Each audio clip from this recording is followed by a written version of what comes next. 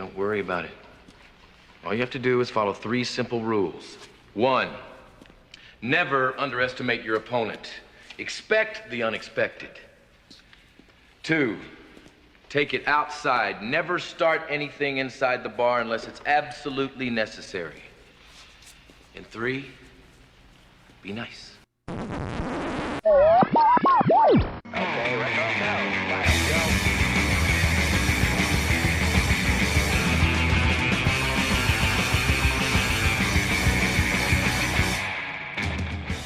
Hello and welcome. Welcome and hello. This is Wait, You Haven't Seen? It's a show where we talk about movies and specifically talk about a movie at least one of us has never seen before. I'm your host, Travis, aka TV's Travis. This is episode number 258.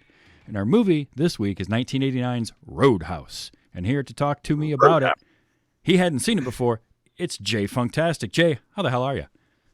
I am doing great. I am so excited to talk about this movie. You have no idea. You make sure to limber up and stretch. You don't want to pull a groin talking about this movie. I want to know those 3 simple rules. Were those written by Randy Deluxe when he was a child? Could be.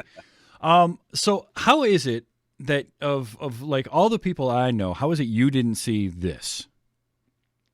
I've been asking myself this question because I remember distinctly my parents renting this movie when I was a kid. And it's not like my parents were really, they didn't really stop me from watching a whole lot of stuff. I mean, there were some movies here and there that were like, I don't know if this is right for you, and wouldn't let me watch it. And I never really fought them on stuff like that. Because usually if they rented some stuff they didn't want me to see, I always got to rent like a Nintendo game or something. And there's like, go to your room and play. And, I never bothered them. But when it came to this, I even remember when this movie was out on video, the kids at school talking about this movie, like, oh man, he ripped the dude's throat out and all this stuff. And I'm just like, I had no interest in watching it because it just, and let me ask you a question. Would you define this movie as an action movie?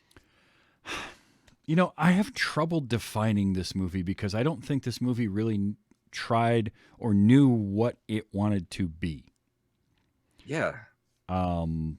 It kind of, I have thoughts about sort of, especially Act 3. We'll kind of get into it as we talk about it more, but it's a little all over the place. About this movie is it's definitely an 80s movie. Like it has an 80s movie vibe to it, but the pacing and the general kind of feel of the movie is more like a 70s movie.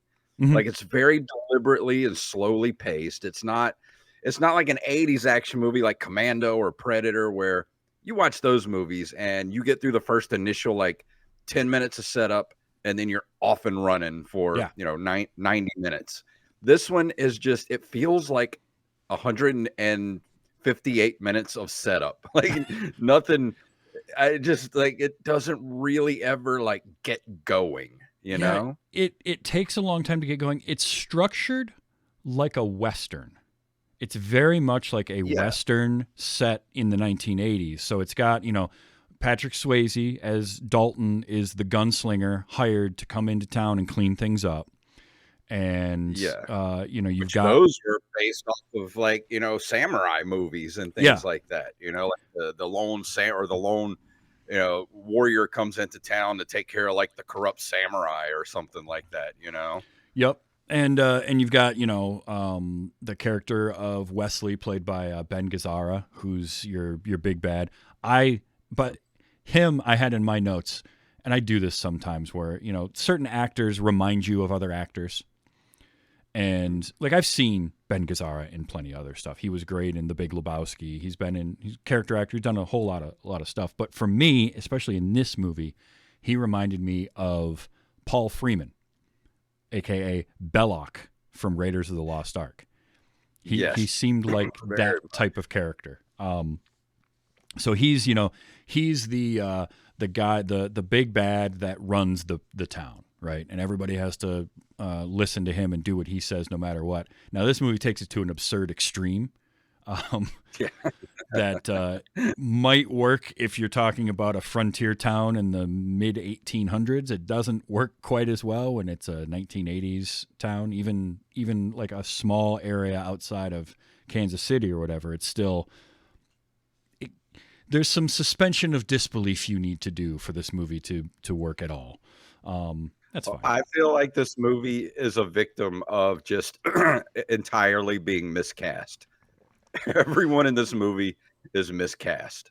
There is an awful lot of miscasting. I think what I enjoy the movie for what it is. It's it's a silly, campy, fun romp, but at the same time, it gets muddled and it's trying to do too many different things at once. It doesn't know if it wants to have a romance in it, but also you want to have your gunslinger character with the dark past. So are we gonna explore that? Is he corruptible or not?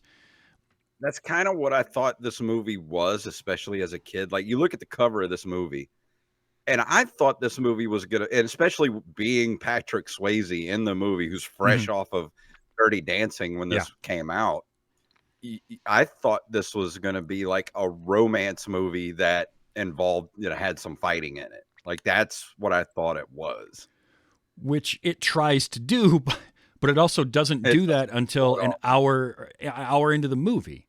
Like, we're 56 minutes in, I think, before the character of Doc, who's played by Kelly Lynch, is even introduced. Yeah.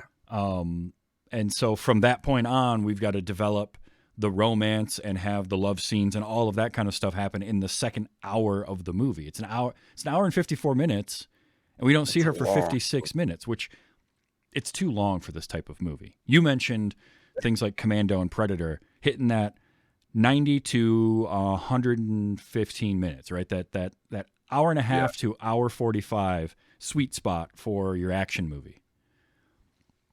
Do you think that, and that's another thing I wanted to ask you, do you think this would have been, I mean, it is a cult classic because this was a staple of, early 90s, like TNT, USA.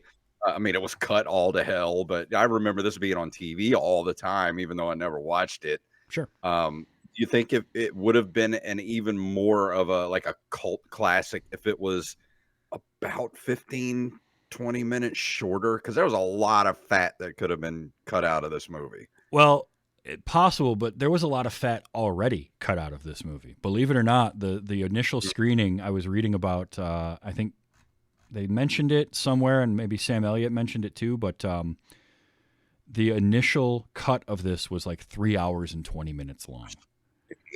And they had just a boatload they had to cut out of it.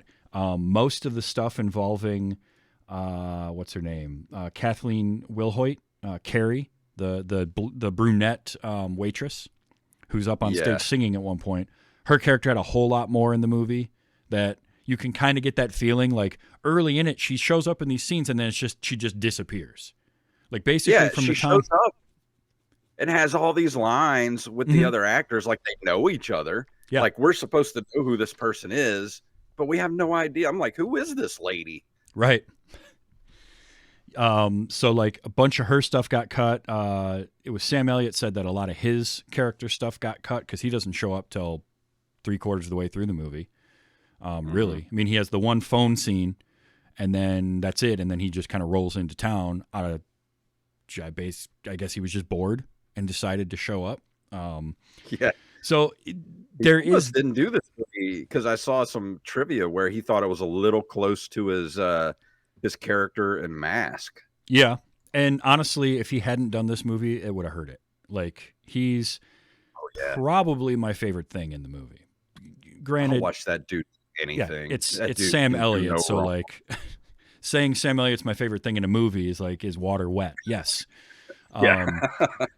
But he's great. He's got the long hair. He's got that, he's working the limp, and he just oozes cool.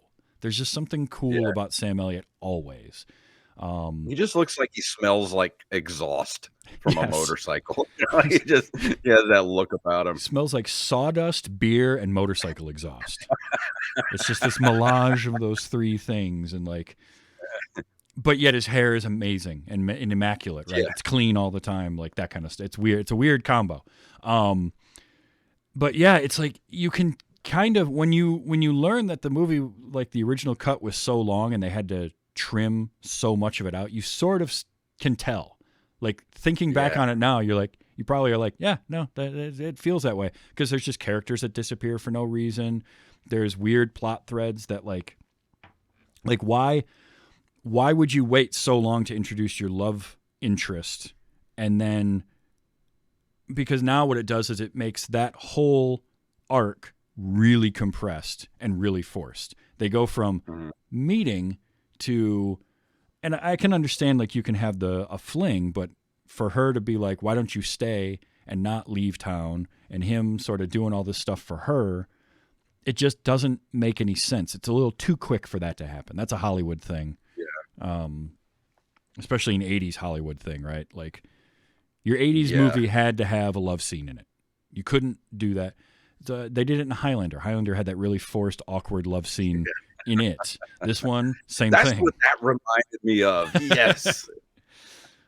It's very much before that. we go any further, I wanted to see if you'll indulge me real quick. Absolutely. I know you're a huge fan of The Last Drive-In with Joe Bob Briggs and Darcy the Mail Girl.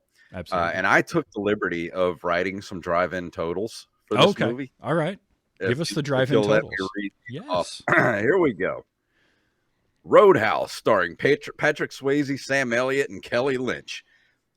We have 1 ripped out trachea, 1 naked pool party, 18 boobs, spelled B-E-W-B-S, 4 butox, 1 gratuitously awkward sex scene, 8 flat tires, 2 building explosions, 1 exploding flying car, 1 unforgivable misuse of Keith David, beer bottle foo, pool cue foo, spear foo, polar bear foo, monster truck foo, kung fu foo, 2 knife slash wounds, 2 stabbings, and 5 gunshot wounds. This picture was nominated for 5 Golden Raspberry Awards. They were for Worst Picture, Worst Director, Worst Screenplay, Worst Actor, and Worst Supporting Actor, although it didn't win any of them.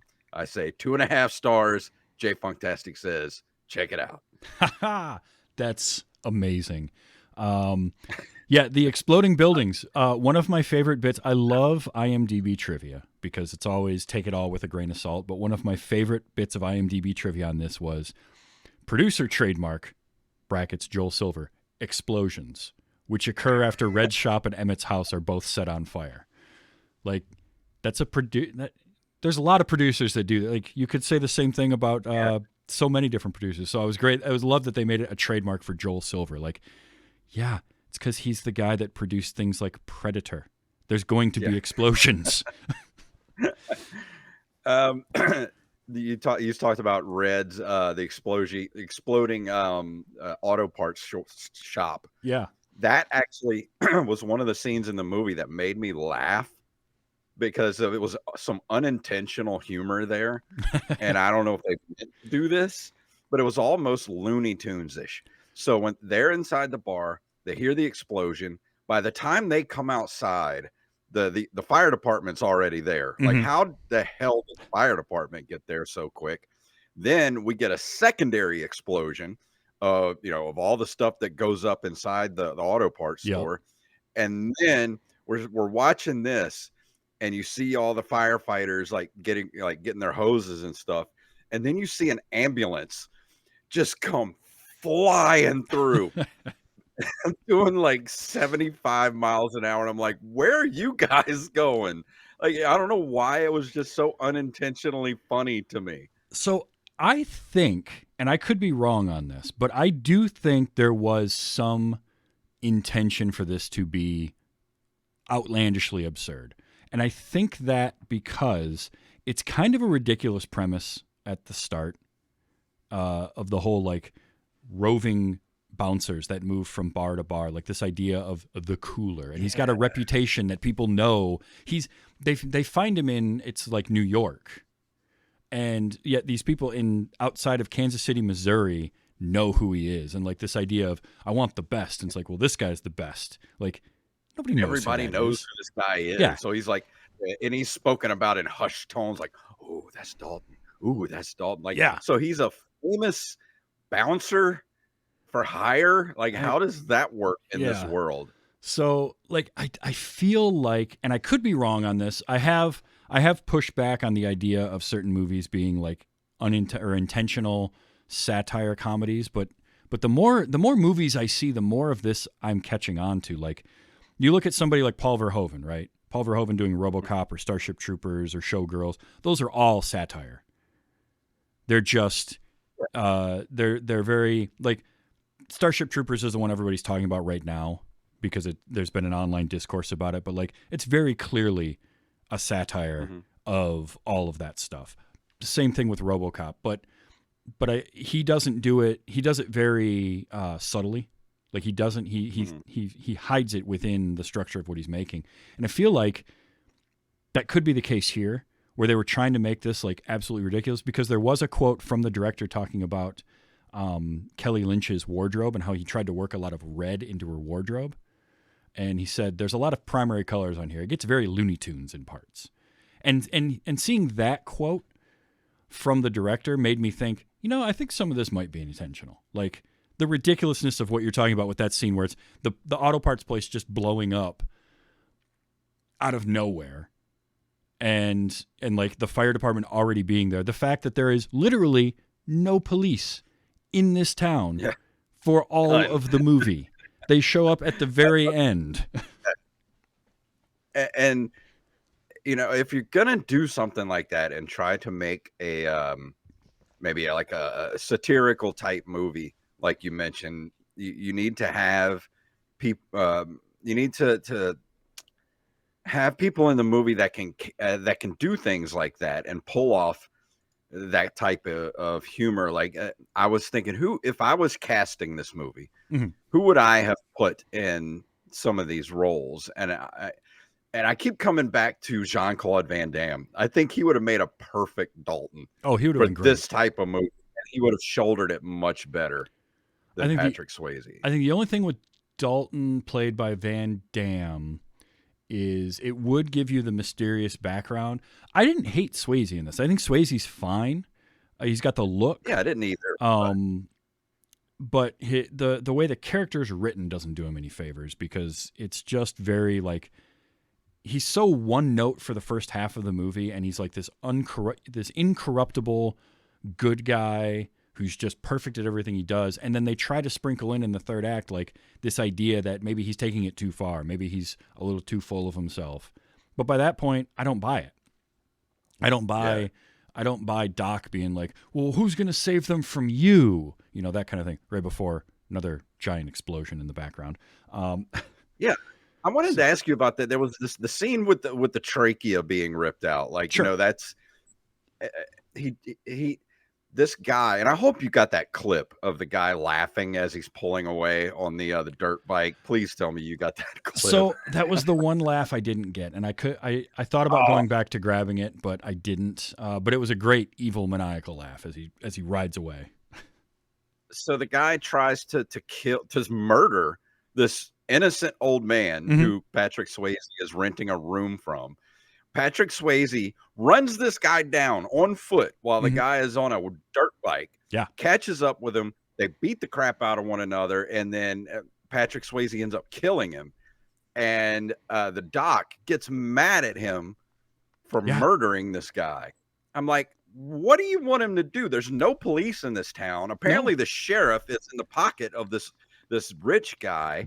And this dude just tried to straight up murder an innocent old man, and you're mad at him for killing this guy? What's wrong with you? I know that was that's kind of where like that whole third act, that stuff, it felt like we didn't set that up. We didn't give us anything leading up to like him taking things too far, right? Because he's always been be nice. He's always the philosophical fighter and all this kind of stuff. And now all of a sudden he's going too far and she doesn't like it. And it's like, wait, are we missing did we miss a few steps along the way here? Probably. There was probably a lot of stuff that was cut that dealt with that. But it's a bummer because like it could be an interesting story to tell of this guy who does exactly what Dalton does and kind of roams around and just sort of gun for hire but he's got stuff that happened in his past, but we don't spend enough time learning about that. We get one conversation between him and Wade about whatever happened to him in Memphis. Was it Memphis? I don't even remember what city it was. Yeah. Apparently, killed a guy who pulled a gun on him because he was apparently sleeping with the guy's wife, who didn't tell him she was married. So, well, we have to learn all of that. Yeah. And that's all we get, and we have to learn all of that in like literally 2 or 3 lines of dialogue. And but we need it's got to be fleshed out more than that. So yeah, that's Ben part of my Gazzara problem. as like the main bad guy of the movie. Mhm. He just felt so flat.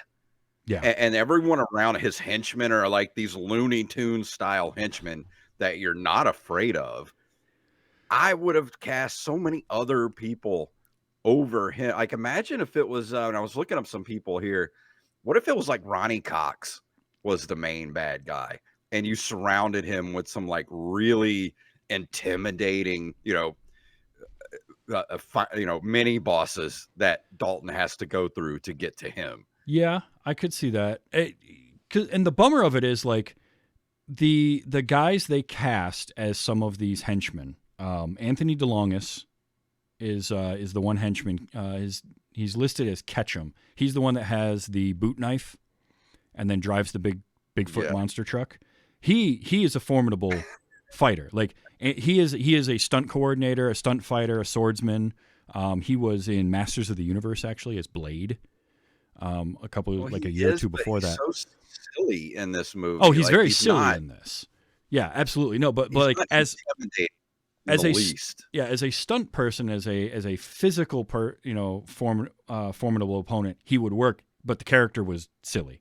Same thing with Terry Funk. Like Terry Funk as Morgan is great. I 100% buy Terry Funk beating the crap out of anybody, right? Because like if you know anything about who he is as a pro wrestler, like his whole thing was just these bloody death matches. But he's a complete cartoon. Wrote in my notes that Terry Funk and Jeff Healey are the only 2 people in this movie who I feel like want to be in this movie. We're going to talk about Jeff Healey. I'm going to put a pin in that. I want to come back to Jeff Healey. But like, yeah, the problem was that the characters were so silly. Because it's not even a physical thing. Like they got Tiny Ron to play a character named Mountain. Like Tiny Ron is 7 feet tall. And when he's standing there going face to face with Sam Elliott and he makes Sam Elliott look like just a little child, it's great. Like he's a physical intimidating presence, but obviously he's just ridiculous. And that I agree with you there. But also like Ben Gazzara, to have him be the big bad, great, fine, whatever. Like I do think somebody like Ronnie Cox probably fits that bill a little bit better, but maybe by 1989 he was kind of tired of playing that character because he had done it so many times. But to then try and have a fist fight between Brad Wesley and Dalton and make me think at all that would last longer than 5 seconds is ridiculous. Yeah. Because look, all credit to Ben Gazzara and playing just an evil sociopath of a character, but Dalton wouldn't have even broken stride in dealing with him in a hand-to-hand fight. Like it just, so that was one of my notes. I'm like, there's no way I can buy this at all. I don't care if he's throwing spears at him. Even somebody like Michael Ironside or somebody, like he was pretty big at this time too. He would have been interesting because he would have brought a really cool like intensity to that character. Yeah. Because that's what you want out of that character. Like Ben Gazzara, like he's a great character actor, but he brought nothing to this. Like he was there to read his lines and then go home at the end of the day. It felt like and eat eggs, because apparently that scene where he's eating breakfast, they did enough takes. He ate like 12 eggs while they were doing that. It's like, whoa, boy. I do appreciate though they had everybody doing their own stunts. According to Sam Elliott, all the actors were doing their own stunts for the fights that weren't just stuntmen, like background fighters. And they all were dealing with stuff. Like Patrick Swayze had injuries. He had broken ribs, and he had to get fluid drained out of his knee. Just everybody. Terry Funk's doing all his own stuff. I also loved the character of Tinker, the one at the end that gets trapped under the polar bear. Yeah.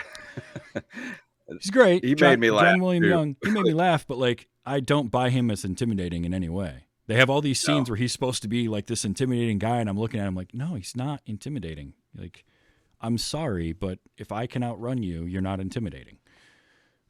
And the reason I laughed at that part when the polar bear is falling on him, because it just feels so out of place. It's like you've got this super serious movie, where, and then you've got this part where it just turns into Looney Tunes. Yeah. For like 10 seconds, that's falling on him, and he's just looking at it like, doing that weird thing. Mm-hmm. And you're just like, this doesn't fit here. It just does not fit.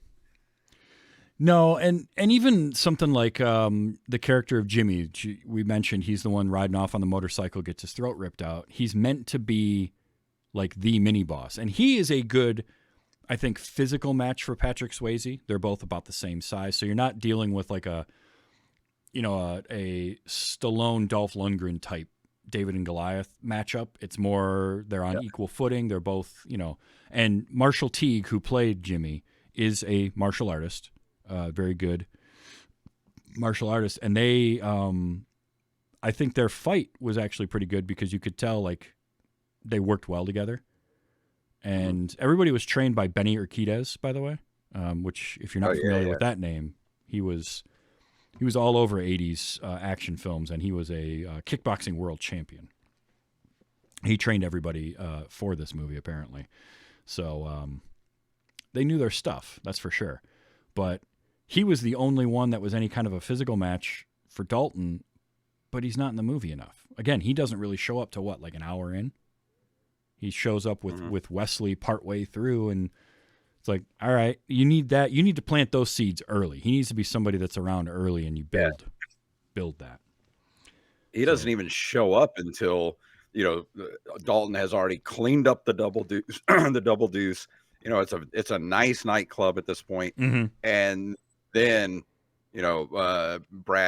Wesley is going to bring in his, all his henchmen in there, and then they're going to, spotlight Jimmy, as the like big bad of the henchmen. And we have never seen him before up until this point. It's over an hour into the movie.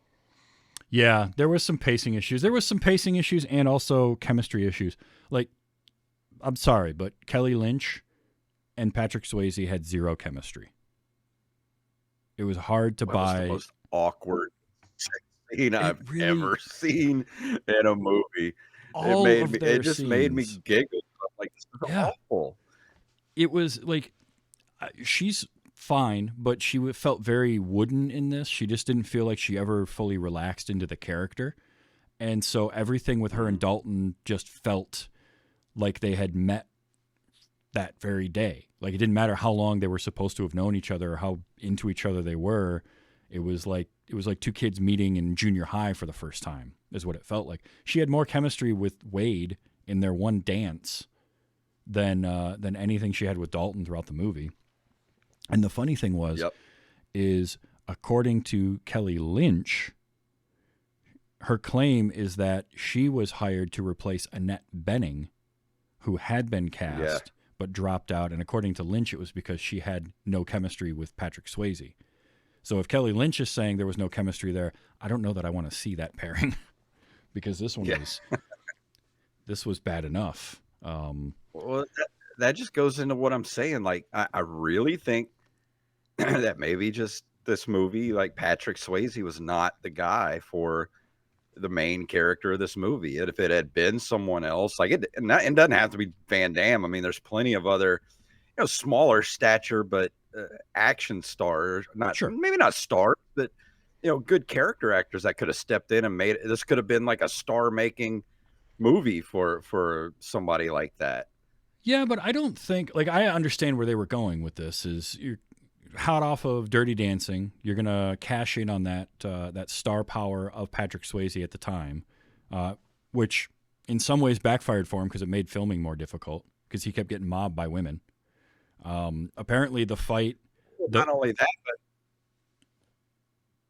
you have Patrick Swayze, who was in, arguably one of the, this great, like this romance movie, and then the movie immediately after is going to be like this hyper violent, super macho movie about guys fighting in a bar, and you're going to alienate a lot of people that are going to go see that movie. If you don't market it right, which I don't think they did, like the movie wasn't a big success in the box office. It was a $17 million budget. It made around 30. It was kind of a flop, which was a bummer for Swayze. Thankfully, he did Ghost the year after this, and that was a huge hit. So his career was okay.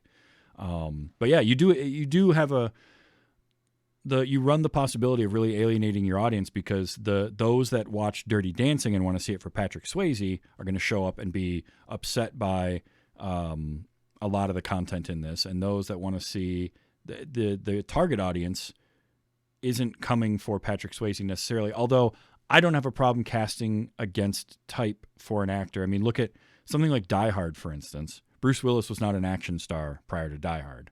He was a comedic TV role, but he makes it work. I think Swayze works here, but in order for that, everyone around him has to be good too. That's where the movie falls apart. Like you can get away with against type Patrick Swayze coming off of Dirty Dancing if the rest of the supporting cast is at the right level, and outside of Sam Elliott, kind of aren't. They just.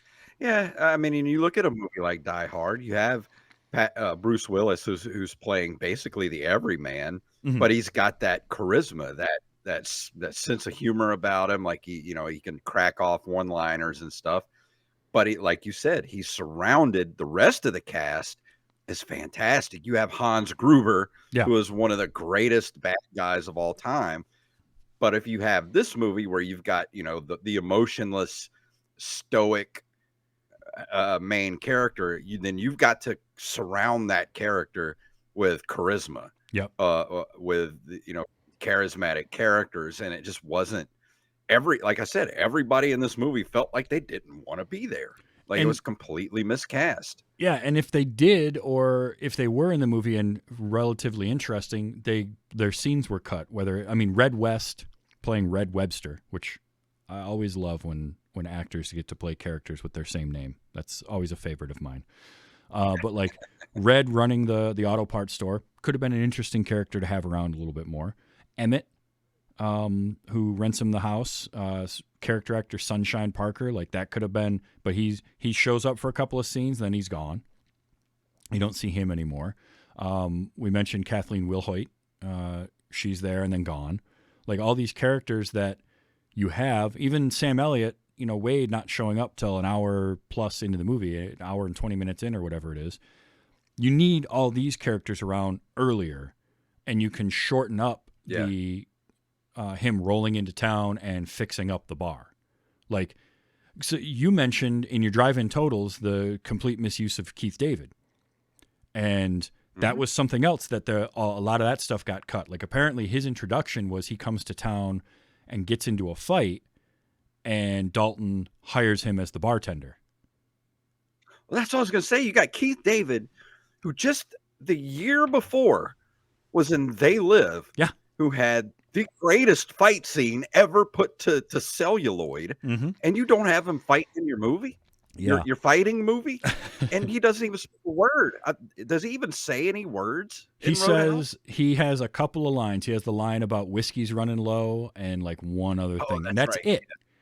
And that's a case of whatever was going on with his character got cut, and we need more. Like he's great, and if you have Keith David, use Keith David, have him in your movie more, have Sam Elliott in your movie more, use those actors. We don't need as much John Doe as Pat, who, all right, tell me or not, he was the first bartender, the one that Dalton fires for skimming. Oh yeah. And then tries to get his job back. First of all, he was guy. he is he was one of the founding members of punk band X back in like the late 70s. He was the bass player and vocalist for X. And I just love John Doe. Like what a great stage name. but he looked like a greasy Bill Paxton. Yeah. I didn't even notice that, but now that you say it, yeah, he does. Like you easily could swap him and Bill Paxton. You put him in a lineup in 1989 and be like, that's the same person. I don't know what you're talking about.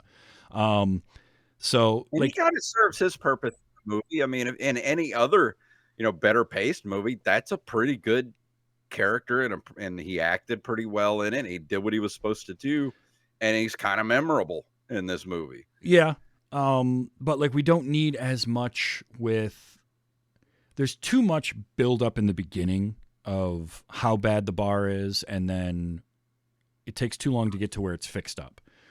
And I just feel like there's a lot with there's a whole plot thread with the character Denise, the blonde girl that keeps coming on to Dalton, and then eventually does her little striptease. It never went anywhere. It never goes anywhere, but we get her hitting on Dalton and then getting taken away, and then we see her later all, bruised up because she's been hit, but then that never goes anywhere. Like, we don't get any resolution to that. She just shows up, and the next time we see her, she's stripping on the stage after Red's place blows up.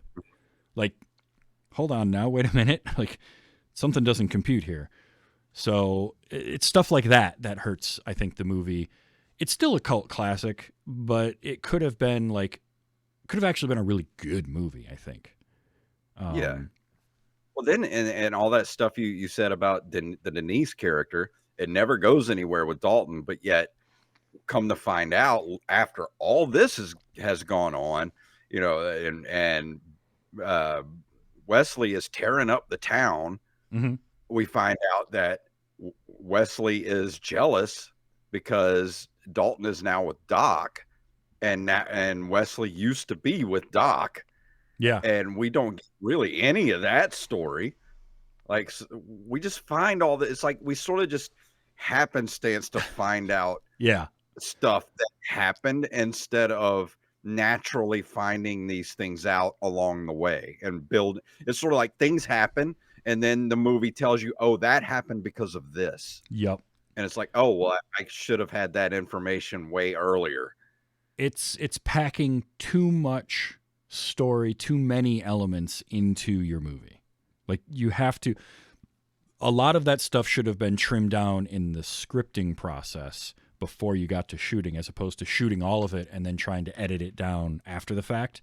That makes it a lot harder because you end up with stuff like casting Keith David and barely having him in your movie, or characters that just sort of disappear for a while. Like, fix that, maybe take a couple of characters and meld them into one, give us some better story beats.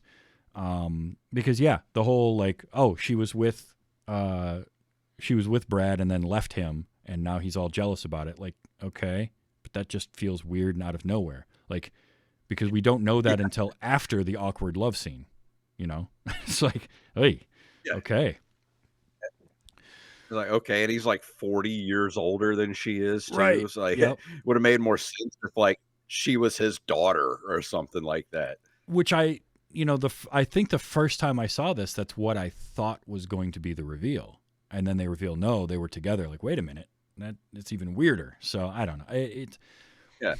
There's bits of this movie that I do like. Like, I love the fact that most of the staff at the Double Deuce are all for Dalton and working with him, and they like the bouncers that are actually trying to implement what he's talking about, and really, he gets rid of a couple of them right away, and then he gets rid of another one, and the rest of them are really trying. I thought that was cool. I like that. You don't need that kind of forced conflict of like they all are getting button heads with him and all of that. Well, it would have made that much easier to get, like you said, get the Double Deuce to where it needed to be to make things quicker in the movie. Because like you said, that whole getting up to the part where the Double Deuce is in good shape just took way too long to get to that point. Yeah, it did. Also, I think, and one of my notes is like, we meet Tillman at the beginning of the movie when he shows up and he's offering the job to Dalton, the owner of the Double Deuce. He is portrayed in that first scene like somebody I do not trust whatsoever. He feels like he's going to be behind everything, the way that they portray him in the beginning of it, and just looks and acts like that, but he's not at all. But through that first bit of it's almost like they thought that at the beginning when they started filming, when they were filming those early scenes, and then eventually they just kind of gave up on that idea. And now he's just going to be another one of the business owners in town that all hate Brad Wesley, because they all do apparently. Yeah, exactly. Like that whole beginning scene of the movie when he's hiring Dalton. I actually thought that at the beginning of the movie, like this guy's going to end up being the bad guy somehow. And it never, he actually turns out to be this like sniveling little like, oh, please don't hurt me. Please don't take away my business. Kind of like there's nothing, macho about this guy at all. No. And it's to serve the purpose of Brad Wesley being the big bad that runs the town, right? He's the, what's the character in Unforgiven? Little Bill. He's the Gene Hackman character in half the movies that Gene Hackman is in. Gene Hackman, put him in that role in this movie. I mean, honestly, he would have been amazing in that role, because this would have been the year before Unforgiven, 2 years before that. So right in that vein, he's right in there. Yeah, he'd have been great. And do you think if this movie had been made, like say this was made like 10, 15 years prior, I think Clint Eastwood probably would have been the Dalton character. Oh, for sure. Oh yeah. You make this in the early 70s, and you've got, because he's coming off of, or right around the time of like Dirty Harry. So he would be, I think, a mixture of Dalton and Wade, because he's a little bit older. And so that would work. He's that grizzled old veteran gunslinger, right? Because Dalton is really the young, if you look at it from a Western perspective, he's the young gunslinger or younger that everybody talks about as being the best, but he still thinks like, now, as long as Wade is out here, I'm number two. Like he'll always be the top dog until somebody takes him out. Which, by the way, killing him off, I hated that too. I didn't. That was another one that felt like it came out of nowhere to like actually kill him off. It was unearned. Completely unearned. So. In part because we didn't see him for so long in the movie, but also and also like when the way Dalton is portrayed, like he's what, like in his mid 30s, maybe, but Patrick Swayze kind of seems younger than he really is. But I think that it would have been better if this would have been a little bit older of an actor, like you said, maybe a little more of a grizzled kind of veteran fighter guy who's just kind of in his mid 40s maybe, and then you make the Wade character like maybe in his 60s, like mid 60s, but still tough and just mean. But like he's the lovable old mentor. Yeah, Wade is the guy he's in his 60s, but he's like a 60-year-old mason or plumber where you just don't want to mess with him because he could crush you. I'm 46 years old. Sam Elliott was 44 in this movie. He's 2 years younger than me in this movie. And he's playing like the old wizened like fighter. And I'm like, oh my God, I'm in my grave now. I will give some slack to that, in that these are bouncers years, right? So you age a little quicker when you're doing that line of work. I'm okay with that. Okay. Like, I can buy that. But like, no, I can see what you're saying. You age the character up just a little bit if you want, especially if you want that dark past, because that's the thing that also unearned is the perfect term for it. The whole dark past thing is unearned because we wait so long to dive into it that by the time we do, it's like, well, no, we don't care about that. We're too busy over here with, fighting this guy, that it doesn't matter if there's some sort of dark undertone to it of whatever happened to him before that he's dragging around. That needs to be explored Act 1. You need to start talking about, like, you can mention that he killed a guy. They mention it, and then that's it. It's literally a line. I think I even have it captured. And then nothing for an hour of the movie. No. That's character. Give us that to make us care about Dalton. Yeah. So, yeah. And when you have a character like Wade, and if you're gonna wait, an hour and 10 minutes before he shows up, you've got to build that up before he gets there. I mean, he did have the one phone call with him Yeah. before, he actually shows up in the movie, but have some dialogue. You don't have to have much, just a little dialogue of Dalton being like, man, I think I'm going to need Wade on this one. Well, who's Wade? He's the guy that taught me everything I knew. It's Yeah. very simple to do some very simple character building just through dialogue, but it just felt like this. I think maybe this whole script was the first draft. Maybe. Kind of, yeah. Yeah, because if you do refine it a little bit, Wade doesn't end up getting the Dick Halloran treatment of like showing up to get killed. Because it's basically what he did. He's there, and I get the idea they're going for, right? You give this character to us, and then you take him away. You kill that character off, and that's the final thing that pushes him, that pushes Dalton to fully go for it. But he's already decided to do that. He's already been wanting to take these people out, and this is after he's killed Jimmy. So unearned is the perfect way to put it, because they brought in, like, Wade showed up and then left. He could have just ridden off into the sunset. We don't need to see him again. We don't have to have him get dragged back in, tied behind a horse to keep with the Western theme. Or even, he didn't even have to kill him. Just, harm him where he's out of action, and have Doc have to take care of him. Yeah. You don't have to kill him. Like you said, he's already at the point where he wants to murder all these guys. Everything feels backwards in this movie. Like things happen and then you're told why they're happening, or something happens and it's like, well, everything that led up to this point, like it's already been paid off before this. Like, why does everything feel so uneven in this movie? Yep. And I can suspend a lot of disbelief in a lot of things in the movies, but it is tougher to do with just how bad Brad Wesley is in this town, and this idea that he basically owns everything. Like, he just runs it all because he has money. And there's literally just like there's a throwaway line about, oh, the sheriff's in his pocket. What sheriff? We never saw. I refuse to believe there's a sheriff in this town. I don't care that he showed up at the very end. 10 seconds after Wesley gets shot. Yeah. In the final scenes of the movie. Then the sheriff shows up, who we've never seen before, and he's like, what happened here? It was like, I don't know. I didn't see nothing. Yeah. Oh, that. Again, I get what they're going for, and it's a very Western feel to the end of it. I didn't see anything. Did you see anything? No, I didn't. But it's just so silly. And but you have to earn it, where throughout the movie, have Dalton maybe go to the sheriff and be like, hey, are you going to do something about any of this? And then sheriff's like, no, I'm not going to do anything about it. Like, there's just nothing in this movie is earned. No, and even stuff like having the monster truck drive through that guy's car dealership.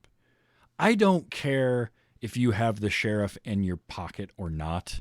You're not getting away with that. Somebody is going to notice, and somebody is going to say something somewhere. Like, he basically blew up Red's Auto Parts and then is in the bar across the parking lot saying, boy, it's a bummer that Red's Auto Parts blew up, and I certainly had nothing to do with that. Like, yes, you did. Everyone knows. Come on. And like you said, trying to kill Emmett. This is happening. You go to the next town over, and you call the FBI, and you get some lawyers and tell them what's going on in this town over here. Somebody even mentions the FBI at one point, and they just hand wave it away. Like, oh, no, we're not going to do that. Like, what? No, yes, you do. Do that, please.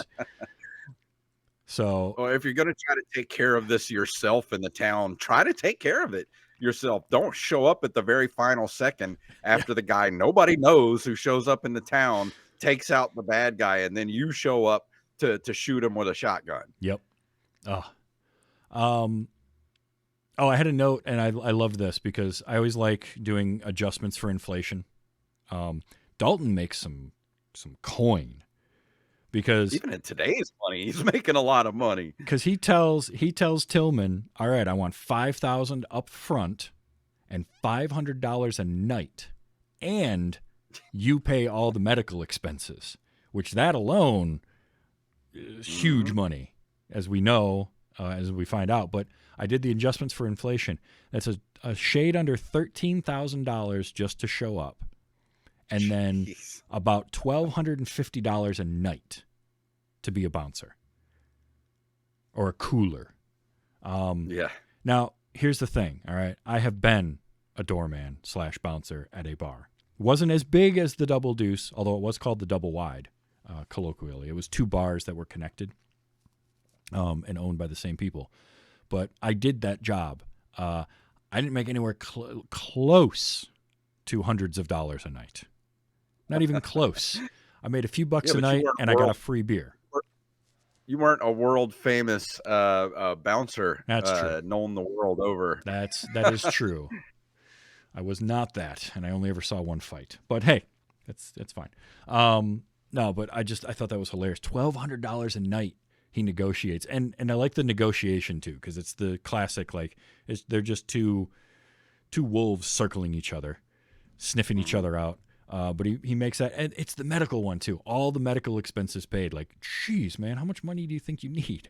And then he goes and He's going to bankrupt this bar. right. The guy can't afford you. That bar had to. I can't imagine how much money that bar was making if they could pay just the one dude $1,200 a night. Like, are they paying anybody else on staff? How much are they paying Jeff Healey and his band? They had like 7 or 8 other bouncers plus Right. the bartenders. Then the Jeff Healey band is your house band every single night of the week. Which I love. I love Jeff Healey. I grew up listening to, Corey Stevens and Stevie Ray Vaughan and Jeff Healey and all that. My dad is a big time blues, especially like Chicago blues and Texas blues.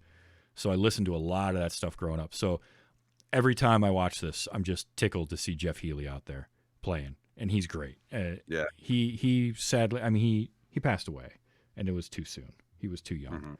But he's awesome. I just love watching him play guitar. Oh, Like how that's did great. he learn how to play like that is mind-boggling. Well, and he started playing at like 3, and he had already lost his sight when he started playing, and it's such a unique way to play on his lap. And you've seen lap slide, but you don't see a lot of playing the way that he did. And that dude could play. Like, I've seen a video of him and Stevie Ray Vaughan playing a live show together, and it's a coin flip over who's better at that point. Like, they are just back and forth trading solos, and it's amazing. So the music, that was the best part of the music throughout this whole thing.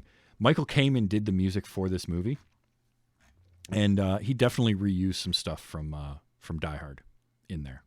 I didn't know it was Michael Kamen until after I'd watched it this time. But one of my notes was like, "Boy, this has got some Die Hard feeling music going on in a couple of these fights."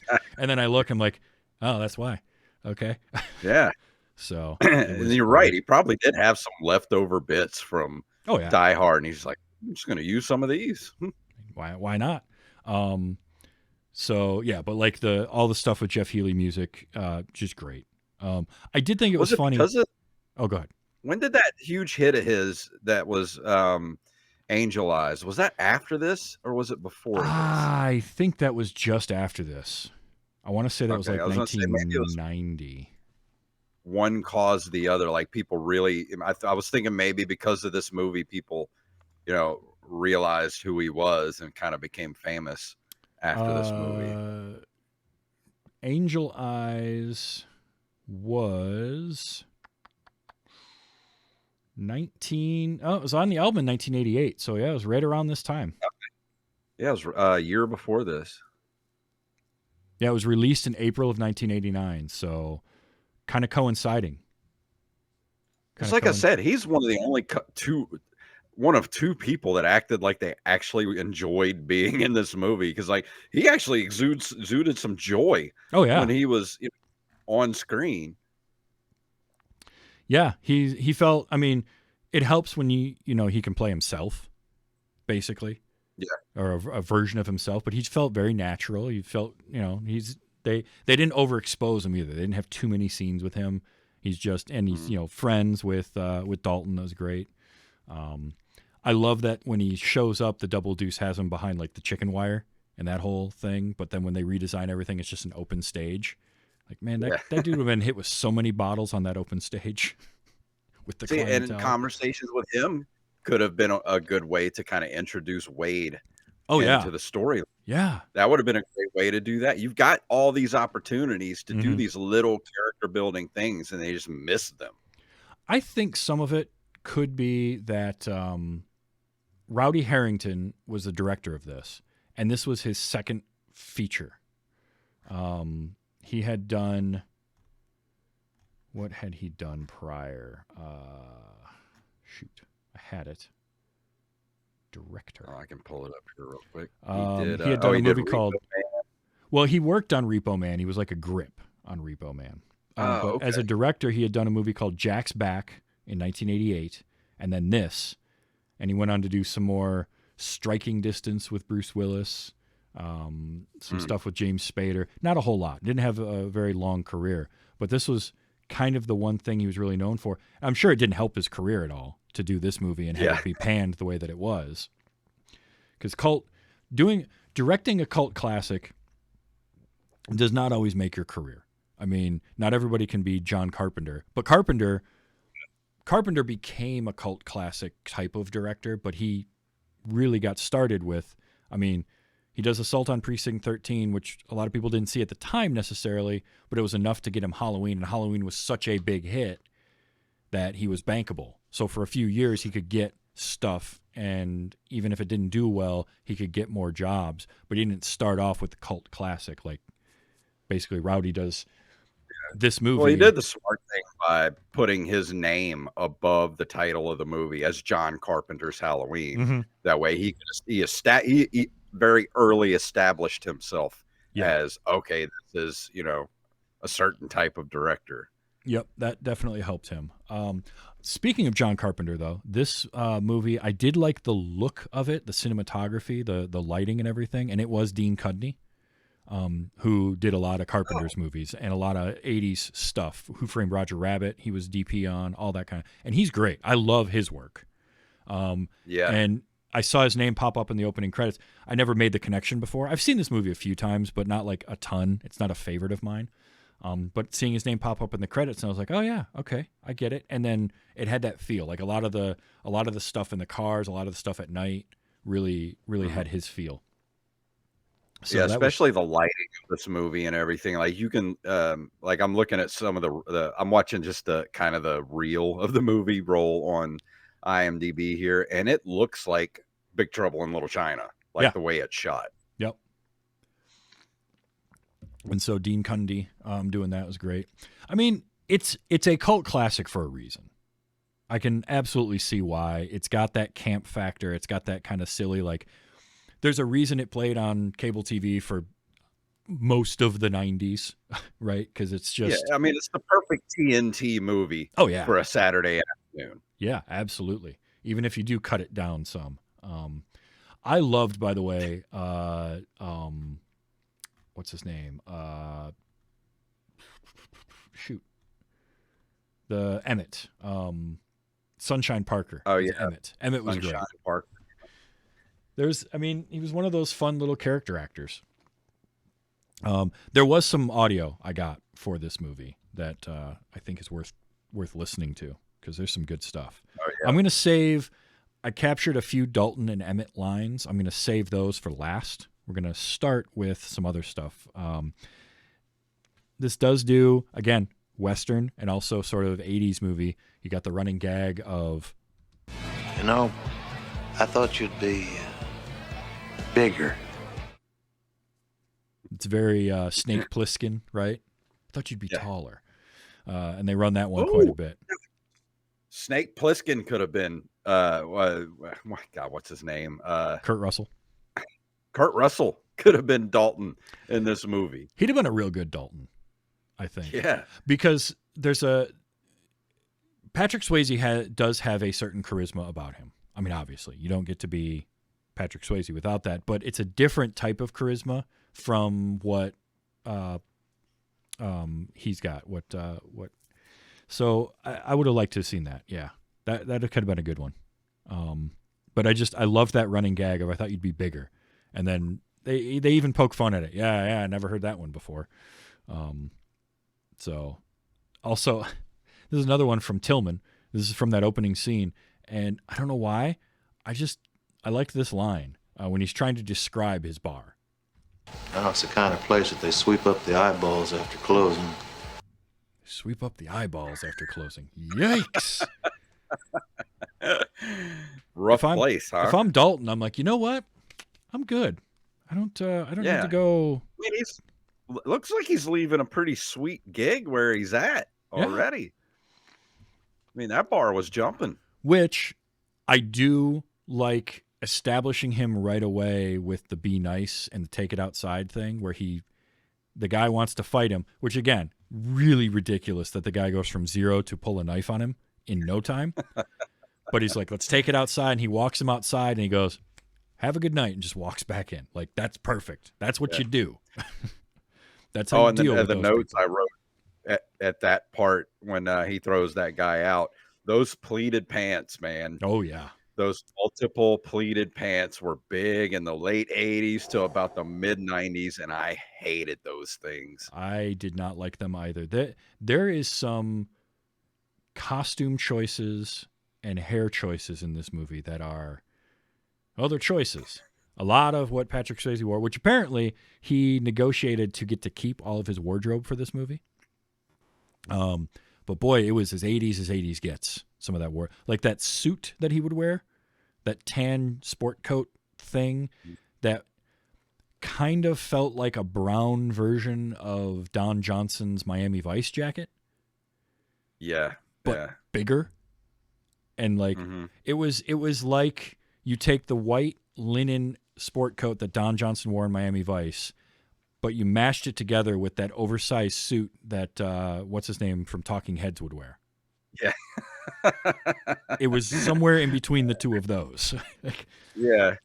And it was so it's almost like a gi almost. The shirt he wore, that one shirt he wore, the white one that was partially see-through, was absolutely a gi top. It was. It was when he first walked into Sam's Auto Shop wearing that. I'm like, is he wearing a gi? Right. But then it turned out to be just like a dress shirt / gi / Luke Skywalker type of top. And I'm like, that was never a thing. Yeah, it's a bold look. I'll say that, especially it tucked into the high-waisted pants that that he was rocking. Those pants. And I just wanted to say, I had to wear some of those pants when I was a kid. And the reason I hated them, and I don't know about you, but I was what they referred to as husky when I was a kid. So when I would have to wear those, multiple pleated pants to like church or something, I just looked like, the Michelin Man walking through the house because they just made you look like 3 times bigger than you were. Those were never flattering on a single human being, ever. It didn't matter how you were built. Those pleated front khakis were not a good look. No. I also noticed that apparently nobody around this place wears underwear. Like none of the men do. Did you notice that? When Carrie shows up with coffee and donuts for him, finds out where he's staying. The scene where you think, okay, maybe this will be something important, to their relationship, and then she's basically not in the movie anymore. He gets out of bed and he's naked, and he puts on a pair of jeans, and that's it. And then later on, when Wade goes to show off his scar, he undoes his pants and pulls into the side to show the scar off. He's not wearing underwear either. Like, is this a bouncer thing? Is it like restrictive? I don't know. I don't get it. I don't know. I guess when you're a bouncer who does a lot of kicking, you need to not be so restricted. Make sure you got room to move. That was a gratuitously long butt shot too. Oh, it very much was. During that scene where it was like, all right, yep, that's Patrick Swayze's butt right there. I will say though, I don't have a problem with that because there was enough nudity to go around. Like, yeah, why not? Sure, Have him walk around. If he's comfortable enough to walk around naked, go for it. I'm not going to begrudge There you. was so much nudity in this movie, way more than I expected there to be. The 80s. It's almost like a. I think there's more nudity in this than like Porky's or like Revenge of the Nerds It's right up there, isn't or it? something like along those lines. And that was It's way. Oh, they must have had to cut at least 10 minutes of this movie out just from nudity. and that's the 80s. That was much more prevalent at that time for some reason. You just saw more like, and it's just random nudity too. Like the whole scene There's of no point doing this. the whole scene of everybody partying at Brad Wesley's house across that little pond from where Dalton's staying, and they're all just like half naked, and it's most of the people he kicked out of the Double Deuce are just like all Wesley's friends. It's weird, but you know, See, I thought they were kind of with that scene. I thought they were kind of establishing him to be kind of like a Hugh Hefner type of character. yeah, and then they never go back to that. Yeah, never. Oh, okay. So the hushed tones, like Dalton is, talked about. He's got that reputation, and so there was this line. This was a great bit. Killed the guy once. Ripped his throat right out. Ripped his throat right out. And I'll tell you what, you don't mention that in a movie without paying it off later. Damn it. So, Yep. my note. So was apparently, that's his special move. When you hit down, forward, and B, he does the throat rip. which also in that final fight with Brad Wesley, he gets him on the couch and he's like he knocks him down onto the thing and he puts one knee onto his chest and he goes up into the little claw like he's going to do the throat rip, and then he thinks better of it and he won't do it this time. Like that wasn't earned either. I'm sorry. Yeah, the one guy that needs to have it happen to, because he's not going to get prosecuted for any of this stuff. Like, No, not at all. So yeah, I did like, Jeff Healey saying before they went to go on break, this was great. All right, y'all. We'll be back in 10. We got to drain the main vein, man. Stick around. And that was there again. It felt really natural. He's kind of stick around. It felt like you get a musician to play a musician on stage. It works. I like that. Yeah. And I love like when Dalton walks in and sees Cody, Jeff Healey playing, you see that recognition. Like I liked that they had that. And then when he goes up to talk to him and like the other band members are coming off and he's doing the whole shh, don't say anything, like I'm going to sneak up on him type thing. So you can tell, like, I love that kind of stuff where you can, you write in a good friendly relationship and you don't have to say anything about it. It's all shown through their actions. Mm-hmm. And then he hands him the towel. Go ahead. That's good writing and acting. Like Yes. stuff that's good character building right there. But they it was so few and far between in this movie. Like you'll get something like that, but then everything else that should have had that type of character development just never happened. Mm-hmm. Yeah, because this is a great exchange between Cody and Dalton. So you played pretty good for a blind white boy. Yeah, and I thought you'd be bigger. Like, you can tell they've said that to each other so many times. It's so good. I did get their laugh though. Their laugh right after that was. I liked that. Although now I'm kind of that stuff felt natural. Yeah. But now that I'm listening to that, I'm kind of bummed out that I didn't get Jimmy's laugh when he's riding away on his dirt bike later. It's so over the top, like too far over the top. It's very, very Snidely Whiplash, right? And that just, I don't know, there was something about that if he would not have done that laugh, he would have been a little more intimidating. Yes. When it came to the fight, but just he stops the bike and he turns around, he just does this maniacal like that type of cereal box bad guy of a performance, and then they get into this huge fight and it just kind of killed it for me. How many takes of that do you think they did? Do you think that was take one? Did he Probably nail take one. that laugh on the first take and the director's just like, you know what? We're just going to go with it. It was a late night, and they were running behind schedule. It's like, yep, good enough. Let's go. Cut, print, close the gate. I will give some credit to. There are some good turns of phrase in this movie. There's some good one-liners.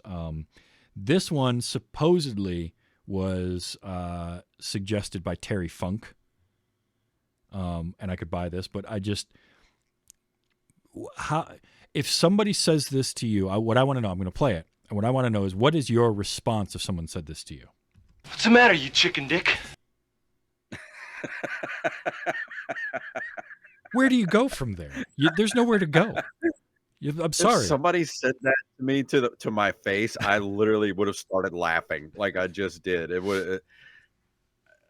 That's not an insult. I mean, it's gonna be now because I'm gonna call my friends that. Of course. And just when I read that Terry Funk suggested that line, I was like, that sounds like something Terry Funk would suggest. That's such a pro wrestler, like independent pro wrestler thing to say. And see, they should have let him go off promo style on Dalton at one point, They to kind of should've. build up maybe a fight between them. Because if you're going to have Terry Funk in your movie, use Terry Funk for what he does. Yeah. Well, it's like having Tiny Ron play the Mountain, and he shows up for one scene, gets his knee smashed, and then that's it. He's never around again. Like, that's a waste of 7 feet of intimidation. Because that dude is huge. You gotta bring Keith David into your movie. Not only one of the greatest voices of anybody on the planet, but he just got done with one of the greatest fight scenes of all time, and you do nothing with him. Absolutely nothing. This was another good one. This is Red West, who, by the way, Red West was part of the Memphis Mafia with Elvis back in the day. Oh. And I just, again, underutilized in the movie, though. He's only in a couple of scenes, but he did have a favorite line of mine, which was, "Does a hobby horse have a wooden dick?"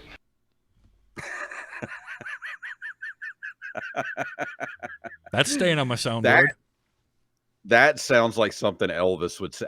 I bet he got that from Elvis. Probably. And then was like, can I say this in the movie? Yeah, because that wasn't written in the script. He brought that himself. You know it. Yeah.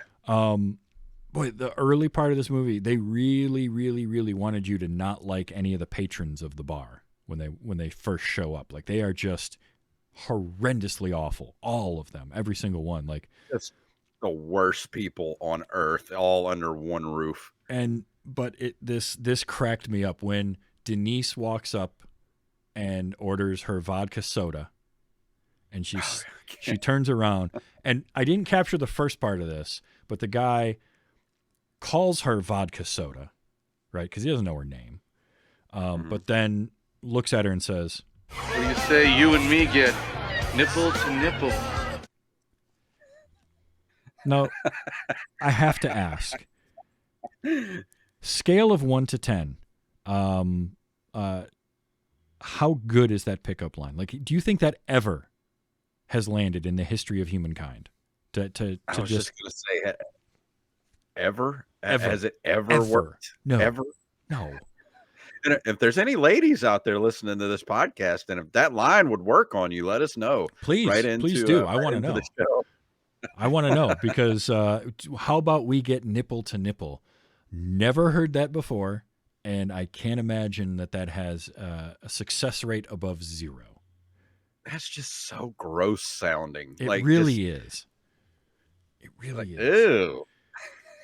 But it is in the same scene as a guy who just becomes like literally the howling wolf from old Tex Avery cartoons when he gets to touch that woman's boobs. Mm-hmm. Like, yeah. I ain't got $20. Yeah. That whole scene is just like it started off bad and it just kept getting worse. Yeah. It just kept getting worse as the scene progressed. I did like this one. This one's just labeled Polar Bear because, again, you have that whole thing at the end, all this stuff, and then just Polar bear fell on me. What? Okay. All right. Again, this, if nothing else, this movie gave me all sorts of sound clips. Yeah. We got, but we haven't had any Dalton or any Emmett, who are both just amazing at their stuff. Dalton with the line that still to this day doesn't make any sense to me. Pain don't hurt. That's why they call it pain, stupid. Yeah, it's kind of right there in the word. It's in the definition of the word. It's hurting. So There was another line that that was in the, I don't know if you captured it, but it was spoken by Sam Elliott when they're him, and it was between him and Patrick Swayze, and they had just got done fighting most of the bar. And Sam Elliott says, he says something, but he says it backwards. He said, same town, new story, or something like that. And it didn't make any sense. I'm like, did they just mess up the line and not go back and fix it? Possible. Entirely possible. Because I think he was supposed to say new town, same story, but he said same town, new story. I'm like, that doesn't make any sense. Sam, you know what? Never mind. Let's just move on. Just go back to one, try it again. We'll get it. It takes like 10 seconds. And I get, like, again, they want you to look at Dalton as this philosophical thinker, right? But they don't do enough with that. There's the pain don't hurt line, and the other one he gives, which I do like, and I think it's actually a good one, is when the doctor sees the scar on his shoulder and mentions the stitches look good, and she asks him, "Do you ever win a fight?" Nobody ever wins a fight. That actually, I like that. That's good. Yeah. The problem is it comes after he said pain don't hurt. And yeah. And we find out that he's had like 31 broken bones. Right. Like 200 and something stitches. Staples, screws in him, like all sorts of stuff. No, sir, you know pain. You and pain are very well acquainted. And he does carry around his medical records with him wherever he goes too, which is a smart move, you know. I mean, if you're in that line of work, you're going to need them. Yeah. Well, got to go to the ER. All right, got my medical records in the car. Let's go. I do like this one just because this is, again, this actually makes sense from being a doorman bouncer perspective, a cooler. I want you to be nice until it's time to not be nice. Yeah, no, that's true. That one's actually pretty good. Life advice right there. It really is. It really is. Finally, good old Sunshine Parker with a couple of great lines. I love this just because I love the word ruination.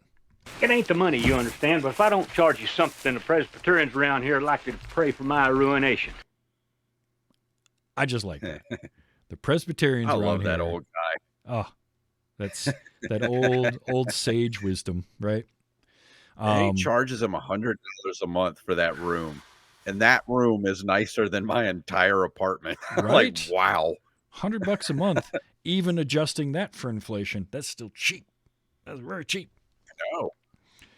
Yeah, I mean, I know it didn't have air conditioning, but it did have those nice big windows you can open up. Yeah, you don't need air conditioning when you got that. Put a fan in one of those windows, you're good to go. And you're in Missouri, too. When are you ever going to really need air conditioning? It can get hot in Missouri. You can get 100 in the summer. Yeah. You can just throw some ceiling fans in there. You'll be fine. Get some air moving, you're good. I also liked this exchange between the two of them because I like the $100 a month. Can you afford that? Like, and of course we know how much he's making, $500 a night. And then you get this. If it keeps you in the good graces of the church. Ain't it peculiar how money seems to do that very thing? It's very peculiar. There's some really good lines in this movie. I'm not saying it doesn't have some great lines. No, yeah, there are well written lines. It's the characters that kind of got the short shrift. But finally, one more Sunshine Parker because, well, this goes right on there with the hobby horse having a wooden dick. Calling me sir is like putting an elevator in an outhouse. Don't belong. Don't belong. I'm going to start saying that to people that call me sir from now on. Those are good ones. Those are audio clips. I mean, it's not a bad movie. I'm glad you got to see it finally. You can say I've seen Roadhouse. There is the remake coming with Jake Gyllenhaal. I'm very interested in the remake now, because how do you make that certain type of movie in today's world?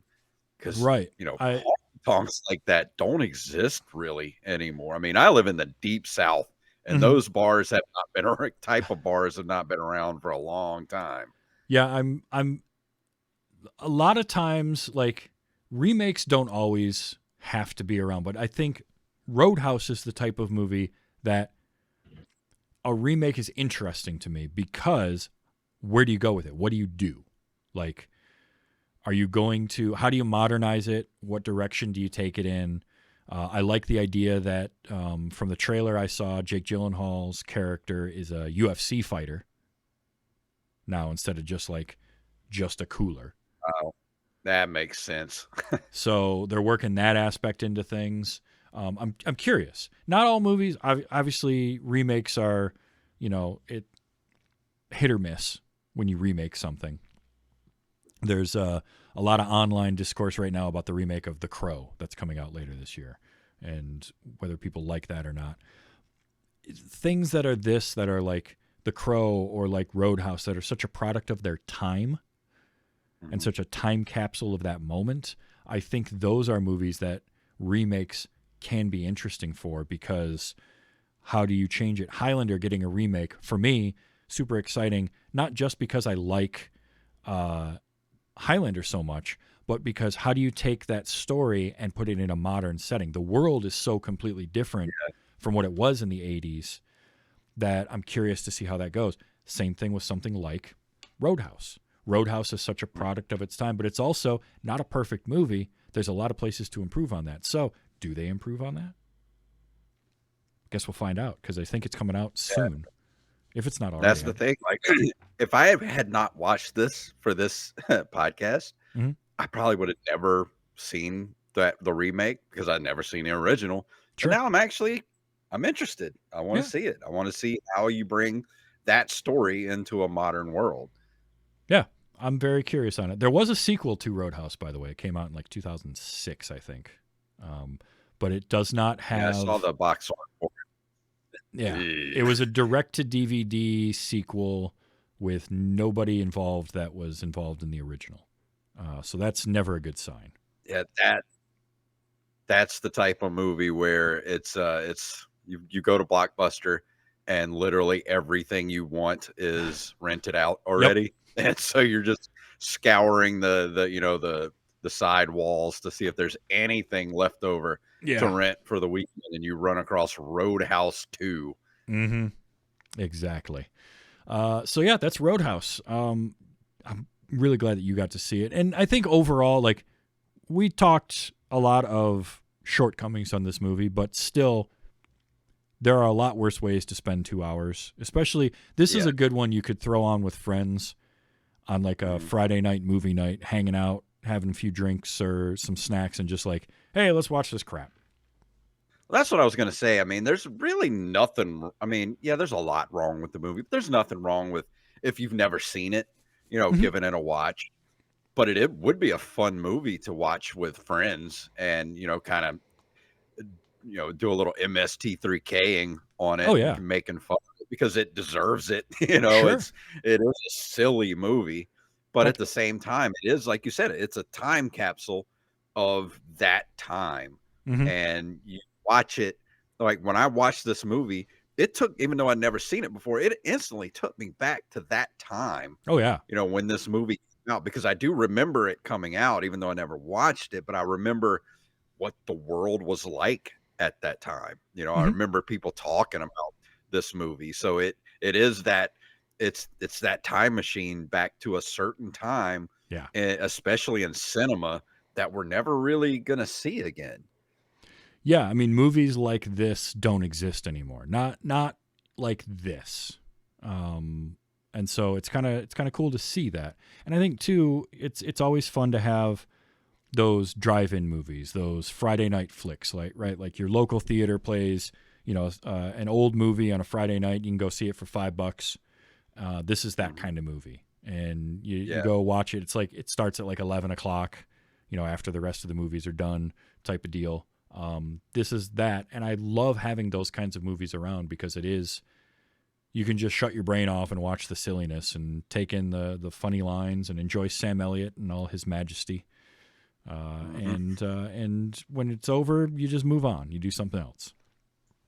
So, Yeah, just know going into it, this is not, a Criterion Collection movie. This is just your kind of mid-level, 80s kind of cult movie. Like there's really nothing special about it, but it's an enjoyable watch. I mean, I was entertained the whole time, but being a somewhat of a filmmaker and a writer myself, like I know how the sausage is made. And so when I watch movies like this, especially when I see a movie like this that could have been so much better than it was, I think of all I'm doing when I'm watching the movie is just thinking about everything I would have done differently that would have made it better. Yeah. And it goes to show just how difficult getting any movie made is, and the concessions and the things that have to go into it. Because Movies that are miracles. Yeah. I mean, nobody making this movie wants to make a bad movie. Like they want to do the best that they can, and doesn't always work out for whatever those reasons are. But even if it doesn't work out to make a quote unquote good movie, you can make something that is memorable and that people are going to talk about for 30 years after it's come out, like we're doing right now. So, and that's something to be said about it. It could have died on the vine right there in 1989, and it would have, if it never got picked up for, like we said, it was a staple on TV throughout the early 90s on all those stations like USA and TNT and TBS.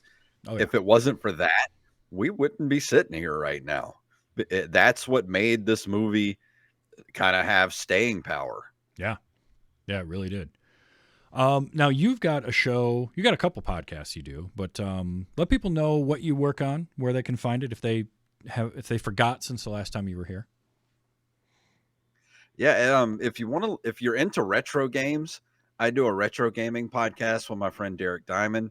We're creeping up on 400 episodes. We've been going since 2016, and it's over at nerdcaveretro.com. You can go there. That's the link tree that'll take you everywhere you need to go. And it's all about retro games. Every single week we flip-flop back and forth talking about retro games. We do top 5 lists. We do all and we do commentary tracks every month. Like we'll do a commentary track for something like Roadhouse, and we've done all kind of movies like Clue. We just did Batman 89 not too long ago. Over Christmas, we did the Star Wars Holiday Special. I'm still scarred from it. And also, I have another podcast called Open Micers with me and Mr. Jacob Craig, who the last time I was on the show was with him. Yep. And we talked about Eraserhead, and I'm still scarred from that movie. It's just so weird. Like that movie still it haunts me. Oh yeah. Like all the time. But go to openmicers.com and go follow us over there. And also, if you want to see the movie I made with Mr. Jeremy London from Mallrats and Party of Five, and we had Brian O'Halloran, who played Dante in Clerks, in it. I made a movie called Monsters Anonymous. It's about the classic Universal monsters in a therapy session, talking about how they're not scary anymore. And then all hell breaks loose with Walking Dead style zombies outside the building. So go check that out. It's at youtube.com/@monstersanonymous. We have that's on there. We did our 5-year anniversary commentary track with Brian O'Halloran's on there. Nice. There's some behind the scenes from the premiere of the movie is on there. So it's a lot of little videos on there you can go watch after you watch the movie. Very cool. And there will be links to all that in the show notes as well. But that's awesome. Brian O'Halloran, I've met him. He was great. He was a really cool guy. I'm pretty sure if he would love to do this podcast with you, and it would be kind of funny if you did something with him like that he's never seen. I would love to do that. I'll have to explore that a little bit. Yeah, I can get you in touch with him. He loves doing stuff like this. Yeah, we'll talk about that. for sure. So yeah, Open Micers, Nerd Cave Retro, and Monsters Anonymous. Check those out. Nerd Cave Retro is a lot of fun. Open Micers is always fun. I love seeing the different guests you get on there too. It's great. So we definitely gotta have you back on soon too. Yeah, definitely. I'll do that. But yeah, check That way those out. That way you can be in the running for this year's Guest of the Year, and you can win a rotisserie chicken as well. Ooh. I do like rotisserie chicken. Yeah. Awesome. Well, thank you so much for being here. This is tons of fun. It's always great having you on. We'll do it again sometime fairly soon. Can't wait. We'll have to have Jacob back next time too, because I know there's a lot of movies he hasn't seen because he's a youngin'. He's only like 23, so oh yeah, a lot definitely. of stuff he hasn't. Well, we got more to expose him to. I've exposed him to David Lynch and Eraserhead, so now we got to go in a different direction, find something else for him. So definitely. Now next week I have Dennis from the Botched podcast is coming back. He's never seen at least all of The Goonies, so we're staying in the 80s. What? But we're going a couple years older, and we're going to The Goonies, and I'm excited because The Goonies is close to my heart. And getting to show that to somebody is great. And if you know Dennis, it kind of is surprising that he hasn't seen that movie. So we're going to watch that. That's coming up next week. I think it's easier to find a unicorn than it is to find somebody who hasn't seen the Goonies. Yeah. Well, I mean, not that long ago, I'd have said the same thing about Roadhouse. So, hey, here we are. Broke that mold. Yeah, that's what's coming up next week is The Goonies. And then after that, I've got another fun one. I found somebody who's never seen The Exorcist. We're going to watch that one. So got a couple good ones coming up. So if you enjoy this show, you can come watch me record it live on Sunday nights, 8 p.m. Eastern time at twitch.tv/tvstravis. Or if that's not your thing, Wednesdays it comes out as a podcast everywhere you get your podcasts, including YouTube, which is youtube.com/@tvstravis. And you can also go to tvstravis.com, find links to the YouTube, Twitch, Discord, all the shows that I work on, and merchandise. There's also a link for Patreon there, patreon.com/WYHS. You can back this show for as little as $1 an episode. You can do the free backing of it, just be part of the community. Whatever works for you. If you can do that, it's awesome. And join the Discord. Come talk with us about silly movies or whatever we're doing. You can find all that at tvstravis.com. Jay, thank you so much for being here this week. Always a blast. I had a good time, and I'm glad that you had a good time as well. Always. Thank you so much. Absolutely. And until next week and The Goonies, just remember to enjoy your movies, and let's be excellent to each other. Be nice.